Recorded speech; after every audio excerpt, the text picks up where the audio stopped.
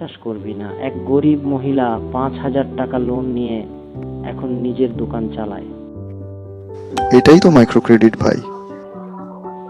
কিন্তু কে শুরু করেছিল এই পাগলামি? ব্যাংক কি এমন ওই ঋণ দেয় নাকি? একজন লোক করেছিল, যার চিন্তাটাই ছিল পাগলের মতো। কে? ডক্টর মোহাম্মদ ইউনুস। ওই নামটা তো শুনছি।